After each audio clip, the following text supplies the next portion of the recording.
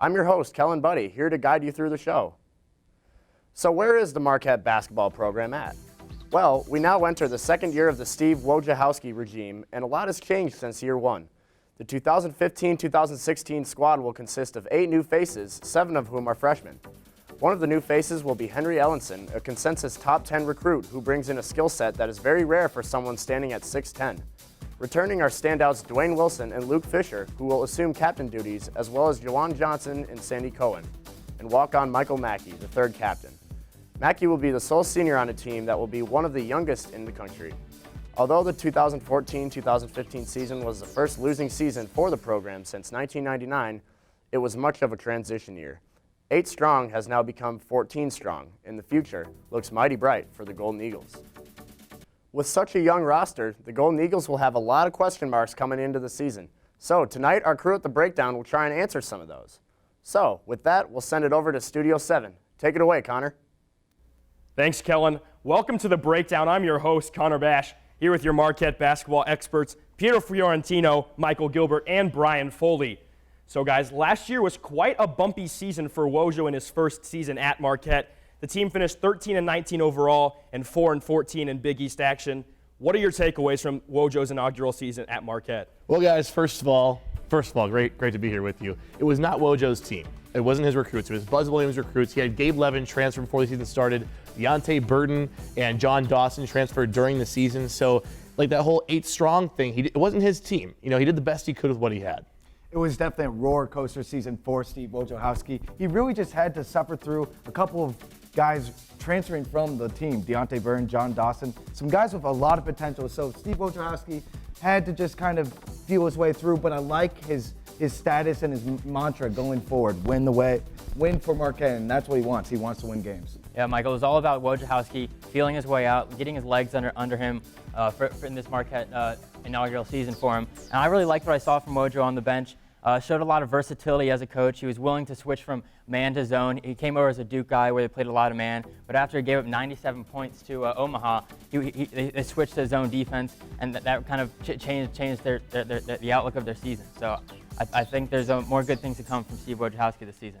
Well, you guys mentioned 8 strong. How about 1 strong? Dwayne Wilson, number 1 on the Marquette team last year. He was really one of the only bright spots in the takeaway from the 2014 season. What do you make of his development, and how is that going to help the team going forward? Well, it's definitely going to help the team moving forward because this guy was an all Big East rookie team. He scored a lot of points, started in 29 of the 32 games. He's a guy that really can command the point guard position, can be a combo guard at times too. I really like how he can put the shot up anytime that he wants to. He's just a guy that can really command the court and has a great crossover too. No, I mean, he looks to be a building block of the backcourt for the next 3 years to come. Even when with Carlino and Derek Wilson last year, a couple other senior guards in the backcourt, towards the end, towards Big East play, Wojciechowski was actually running plays for him. Wilson was hitting clutch shots, hit a couple big threes in that Georgetown game where they went to overtime. I'd like to see more consistency out of Wilson. He kind of hit a freshman wall towards the end. But I think if he showed the spurt, he showed the talent for this his redshirt sophomore campaign. I want Wojo and Dwayne Wilson to pick a spot. I want them to either play a point guard position or play the shooting guard position. And based on what I've seen this year so far with Neith Cheatham and Tracy Carter playing point guard, I think we're going to see Dwayne Wilson a lot more in that shooting guard spot. I want him to step up and be more of a shooter. I want to see 15 points a game out of this guy. I want him to establish himself as a shooting guard. So now we've got a good feeling about the backcourt. Let's move to the front court. We had halfway through the season last year. Luke Fisher came in for the Marquette Golden Eagles and did a pretty good job.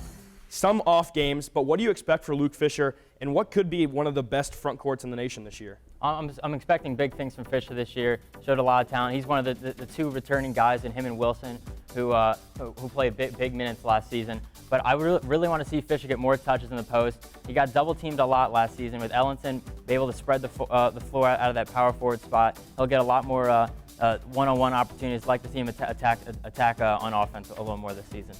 Luke Fisher had a shoulder surgery in the offseason, and I've really only heard good things from that surgery and how he's feeling better. You can only imagine how a guy is feeling after having an entire surgery, you know, playing with a sore shoulder the entire season. So what I want to see from Luke Fisher is one of 2 things. I want to see him either develop a shot kind of at the low post as opposed to just going out the glass. And I want to see him be more aggressive. I want to see him going body up against defenders, kind of right up against one of the hoops and go right towards the net as opposed to trying to go over them. Well, I mean, Ellison and Fisher are going to be great additions in the front court.